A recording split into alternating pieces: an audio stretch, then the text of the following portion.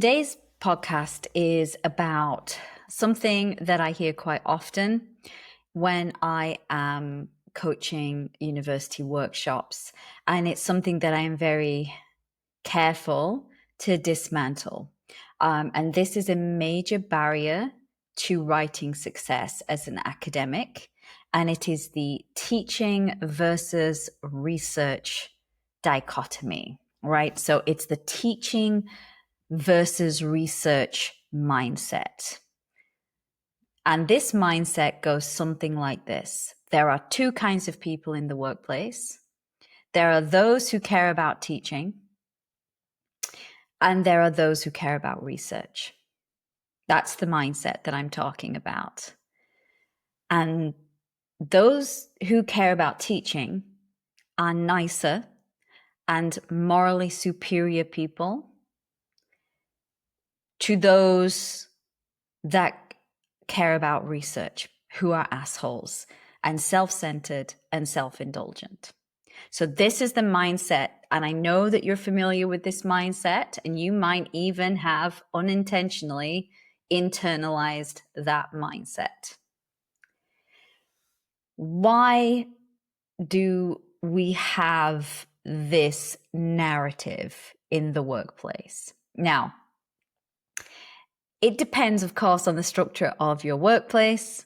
If you are in a department where everybody is on the same kind of contract, so the larger part of the faculty is a permanent set of people, they are all on teaching and research contracts, you tend not to get this clear-cut dichotomy, but it still does happen. When you have departments where there is precarity, there's a lot of precarious short-term contracted people, they are bought in to do teaching. Even if they are on a teaching and research contract, their main function and the reason that they have been given that immediate position that is short-term is because there was a teaching need and they could fulfill it. And now that gives them a mindset that teaching is all that matters. Is if I do all I can in this teaching role, I will somehow be awarded a permanent contract. And so the classic mindset that the precarious academic gets into is that one of responsiveness and busy work rather than doing the work that moves the needle, both for the institution and, of course, for their own later career. If you have a department where you have people who are teaching fellows or on a teaching only type contract, and then you have a set of people who are on a teaching and research contract, sometimes the teaching narrative can dominate that entire department.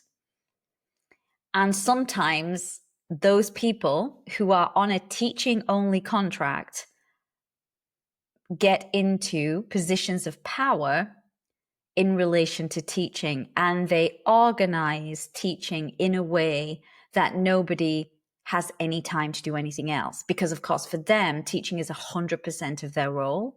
But for the rest of the faculty, teaching and research, teaching is only 40% of that person's role. And somebody in a teaching only position can never understand that. And then this creates this kind of attitude and this atmosphere of resentment and distrust. And then it breeds this narrative that nice people care about teaching, terrible people care about research. So let's imagine like a teaching only person constructs a brand new way of delivering teaching that is going to triple the amount of time it takes to deliver teaching. And they think it's awesome. And it's the best for the students. But the teaching and research person has another 60% of a job to do.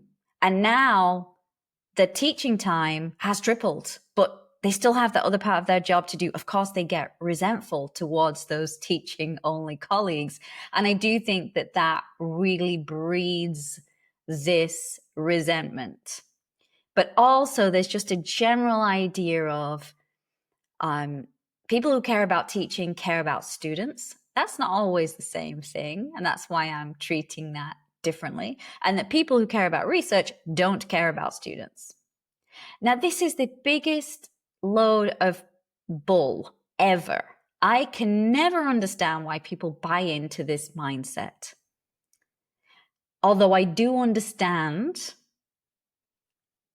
the genesis of it for some people. And that is that in their department, they see some people as nice and kind humans.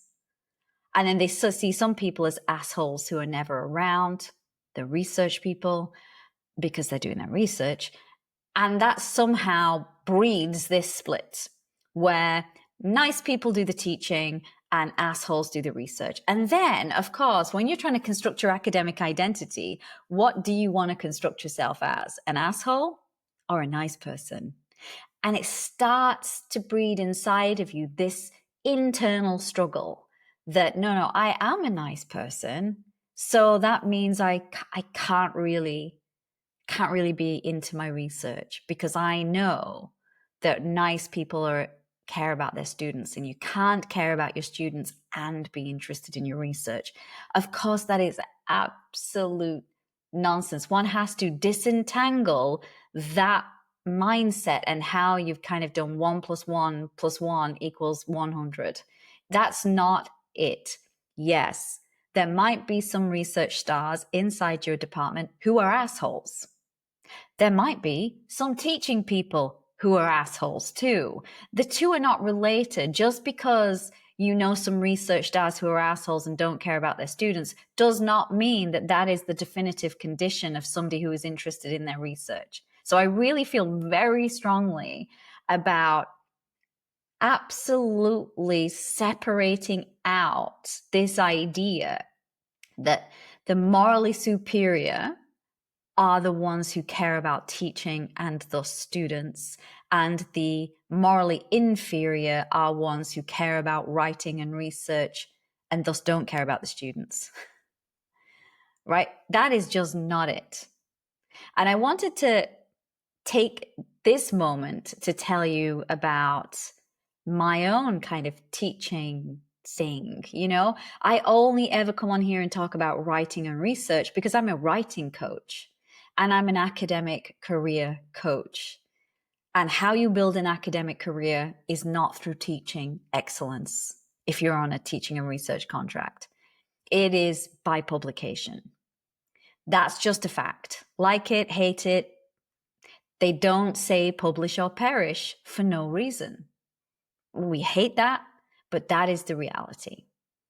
That is why I'm on here talking solely about writing and research, not because I hate teaching and not because I hate students, but because that's not what I'm here to talk about. But let's talk about my own teaching history.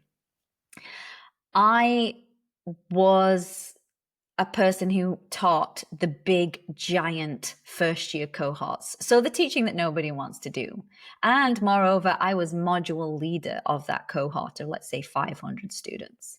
And so I had a team of 5 to 7 people that I had to wrangle together. And it was a first-year course. So anybody who knows anything about teaching in academia already knows that is a giant boatload of monstrous work that you do not have if you are a compulsory module leader of third-year students, because the cohort is completely different. These are brand new university students who are in transition from being in school. The kind of work required there is quite different from that of a later, nearly graduated student. So I had that. And I also had my own module, and I sometimes taught in a master's module, and I had all of the admin and all of the things. Okay. So in my own module, I was single-handed. I wrote all the classes, the seminar sheets, the examinations. I did all the grading. I taught all the lectures. I did all the seminars on my own. And then in the first year, I was in this big, huge module where I was module leader. So I had loads of teaching. I was not some research guy who you never saw. Quite the opposite. I was teaching a lot, and a lot more than most other members of my department. And that is why I have little sympathy when I hear people tell me, oh, I have so much teaching, I've this, I've that. And when I hear how many hours they have to teach and what they're teaching, actually, no, you don't have that much to do. You don't have that much teaching. You only imagine it to be so. My teaching was like 4 times, the complainant's teaching load. So it's not about that. I really enjoyed teaching. I was a good teacher. I got great teaching reviews, and not because I was nice to them. Firm but fair, I think, is how I was seen by the student cohort. But I was a good teacher. I really enjoyed teaching. I really enjoyed being in the classroom. And don't we all, right? Because it's this instant dopamine hit of, I'm explaining things. These students are really getting it. I'm teaching young minds. It's great. It's so amazing to be a teacher. It's such a gift. And I loved teaching. And when I was in the classroom, they had 100% of me, right? I loved teaching. I thought teaching was very important as an academic. Even when I was stuck teaching 500 students in an area that I did not research, year after year after year after year, I loved teaching. I think teaching is very important. But I was also knew what mattered for my career progression was not that. That didn't mean I had to be a bad teacher. It meant I had to be able to do both. I had to be able to be a good teacher and also had to be able to have time to do my writing. And I could care about research and I could care about teaching. Now, you can be good at both and you can care about both. And it's not a morality issue. You know what? A lot of people hate teaching. And maybe you might have imagined that might have been me. That's not me. I love teaching. I love teaching. I had great teachers when I was a student. And, my best compliment to them was to also be a good teacher. So I was really committed to teaching. But there is a difference between being a really good and committed teacher and giving 100% to your students and their learning, and being somebody who talks about policies all day long. They're not the same. That's not the same. Being a great teacher is what you do with the students in the classroom. What results do they get? Are they actually learning? Are you delivering something? Are they engaged and interested? Are you pushing them intellectually? That's what great teaching is. It's not sitting on committees talking about never-ending bullshit that makes no difference to the student. And people who do that are the ones who are morally judging everybody else as to whether they care about the student body. And that is when I take exception to that narrative, because that is not accurate. You can be a great researcher and a great teacher. Being a great teacher is about what you do in the classroom and what the students get from that, not what happens outside of the classroom. Of course, you can make life easier, which I certainly did not, by aligning your teaching and research, right? So be somebody who's actually able to communicate their cutting edge research inside the classroom. That wasn't me, unfortunately, because I didn't teach my research area. But if you can do that, awesome. That is going to help you in so many ways. It's going to force you to keep up with the field. It's going to force you to constantly do reading, because you're going to be motivated to do that for class prep, even if you wouldn't be motivated to do it for your research. So being able to align your teaching and your research is a gift. If you can do that, that is only going to benefit both you and the students. Not being your own worst enemy is also important to being able to be good at teaching and research. What do I mean by this? I mean, you are in charge of your teaching design. And I know there are some areas of the world, and there are many academics who teach who have never had any teaching training. And I think that is a tragedy. And I'm not just saying it's a tragedy because professionally, obviously we're teachers, we should have some kind of teaching training. But I think it's a tragedy because what happens in the absence of that training is that people often equate hours in preparation, complexity, and length of reading lists with good teaching.